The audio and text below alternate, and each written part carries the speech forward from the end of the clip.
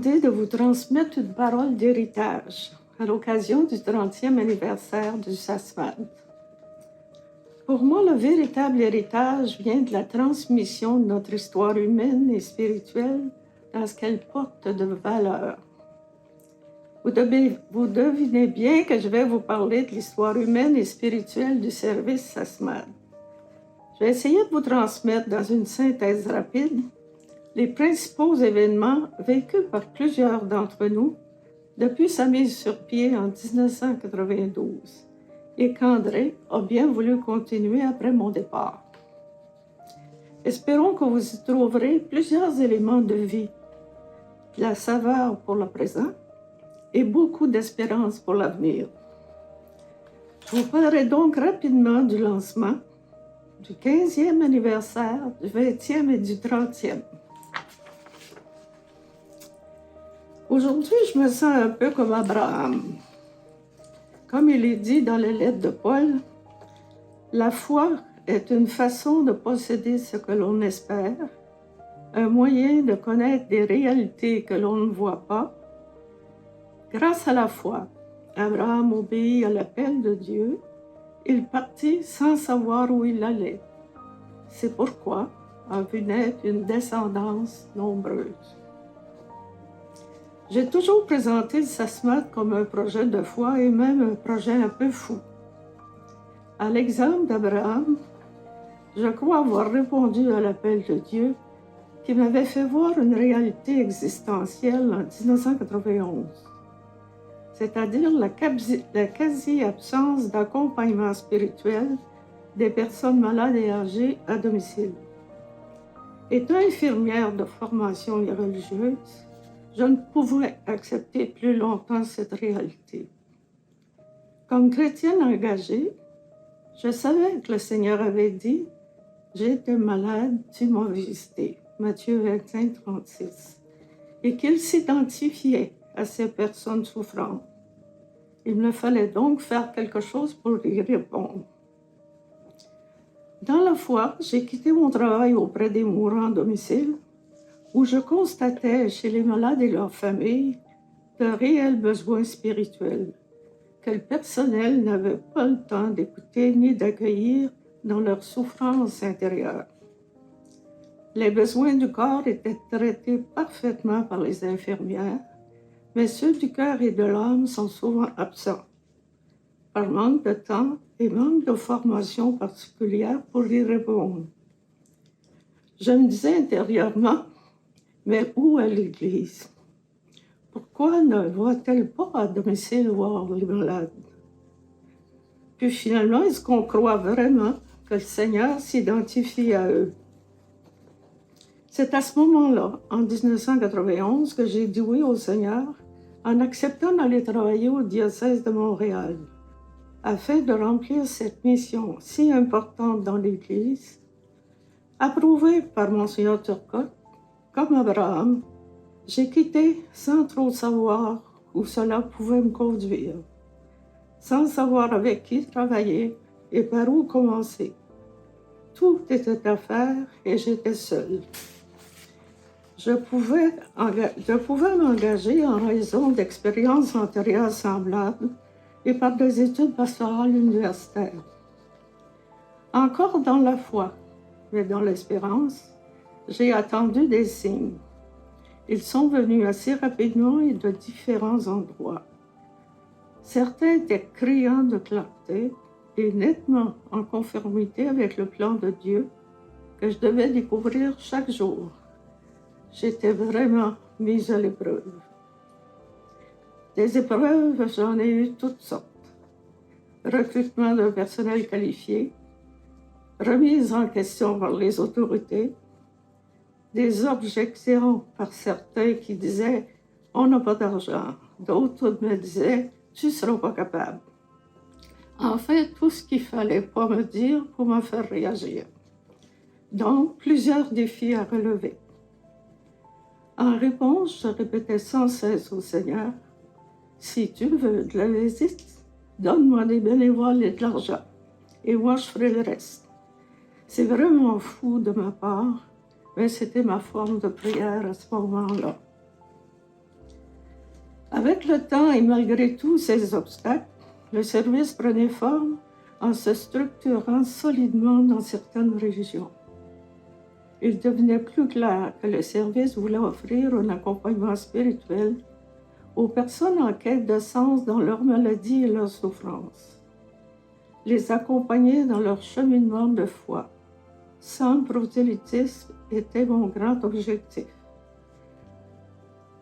Les accompagner en les aidant à développer une relation personnelle, consciente et affective avec Dieu. Cela supposait de se déplacer, d'accueillir la personne avec beaucoup d'écoute, de compassion et de patience, sans oublier l'ouverture à l'esprit pour discerner. D'où le besoin essentiel d'offrir une bonne formation aux bénévoles et d'une supervision adéquate pour les apprentissages. Dans les secteurs, le bouche-à-oreille faisait du chemin et les malades de plus en plus chaque jour appelaient pour être visités. Je devais trouver des personnes responsables pour former et superviser les bénévoles. Mais où prendre l'argent? Monseigneur Turcotte me répétait de toutes les façons, je n'ai pas d'argent, il faut débrouiller. J'ai fini par comprendre. Heureusement, avec l'aide des communautés religieuses, j'ai pu commencer le service uniquement avec des personnes responsables bénévoles. D'une façon particulière, je tiens à remercier tous ceux et celles qui m'ont aidé.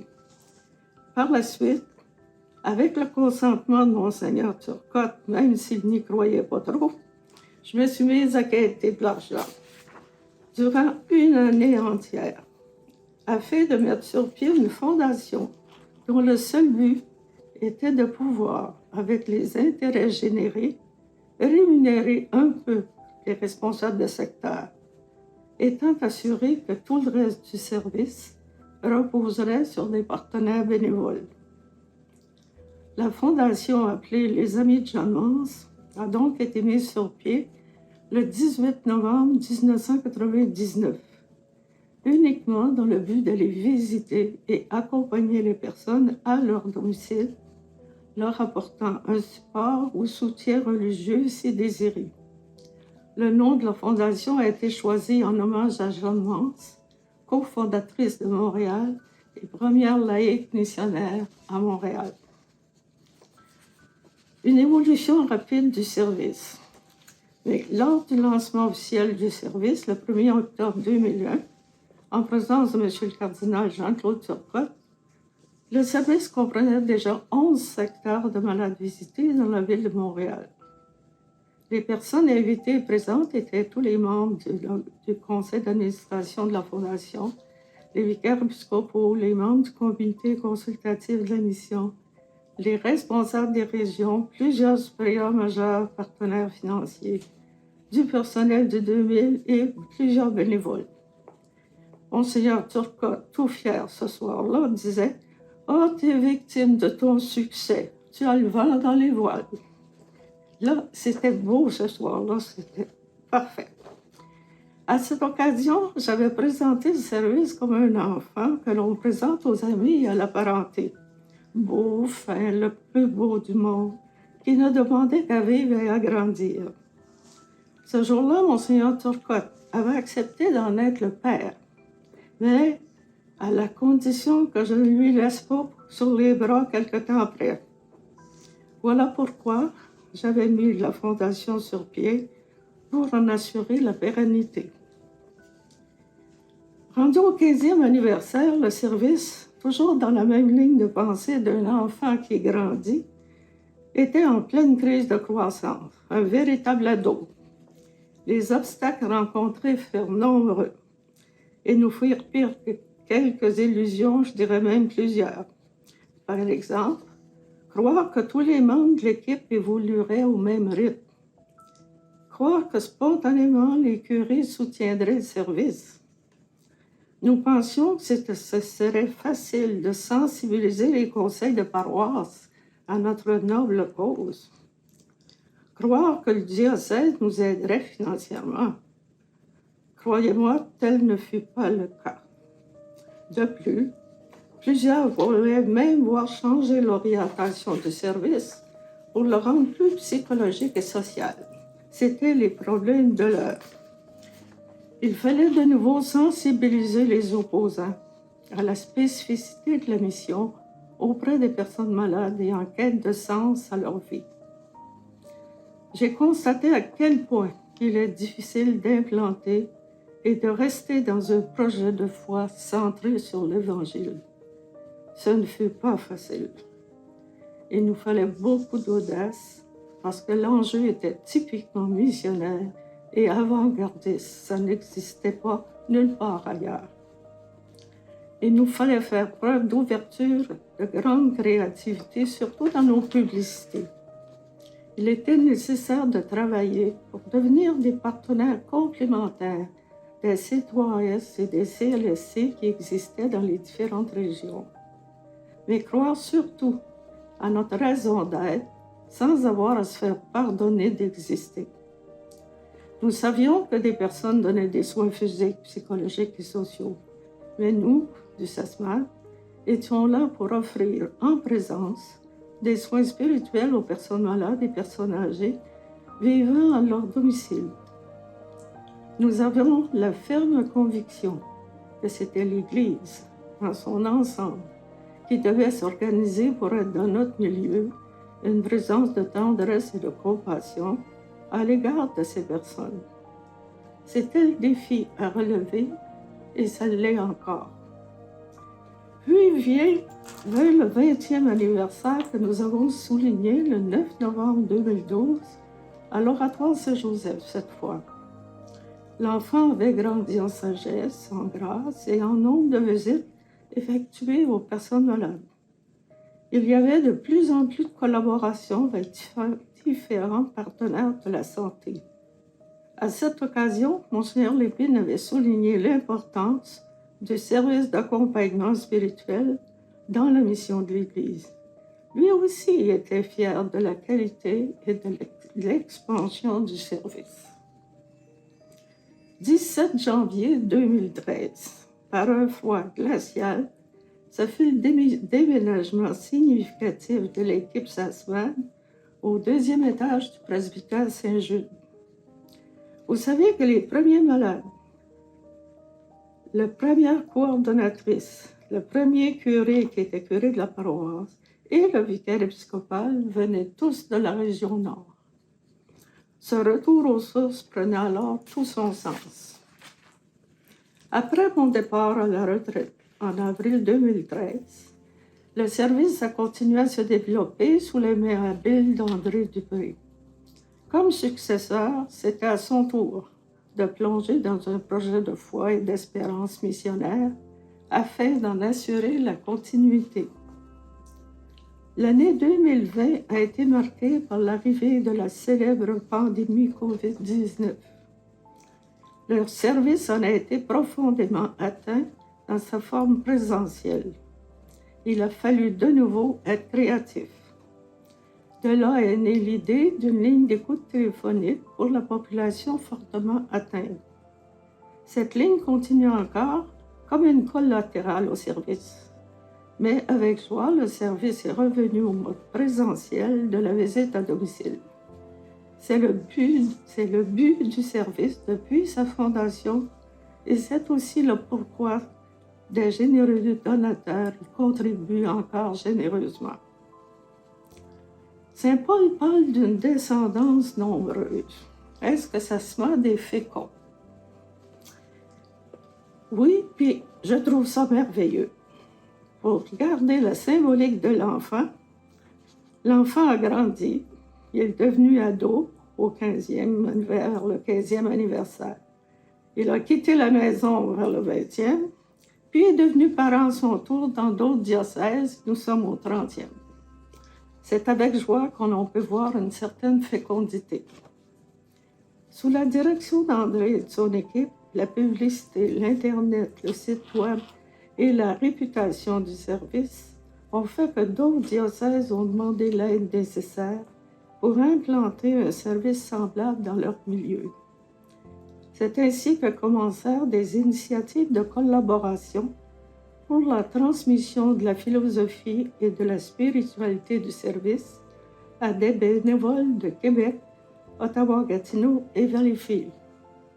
Des premières formations et un suivi sont assurés par le personnel du SASMAT. Nous constatons que la bonne nouvelle se répand de plus en plus et de nombreux témoins s'engagent. La famille s'agrandit.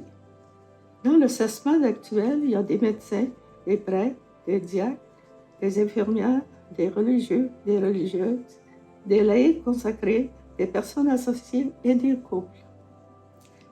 Les visites peuvent être faites en plusieurs langues, 14, 15.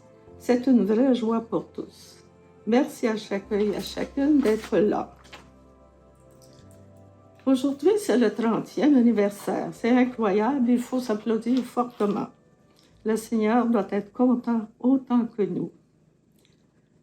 Les souhaits, c'est certain que j'en ai pour l'avenir. Que le service continue au moins jusqu'à 50, 70 ans, mais je ne serai plus là pour le fêter. Par des visites faites dans la foi, comme Abraham, d'aller les visiter, les malades, et qu'on a toujours appelé nos seigneurs, les malades.